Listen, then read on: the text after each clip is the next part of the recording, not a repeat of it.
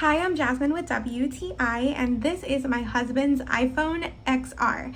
So it is in the color black, and we love how sleek it is. It has such a beautiful design. The black is just very masculine. It has a really nice gloss to it too. And even though it's a really sleek looking phone, my husband works in hardcore construction. And yeah, we have a really good case for the phone, but considering how much wear and tear it gets, it is in pretty great shape. We also love the feature of it unlocking with your facial recognition. That's always really convenient.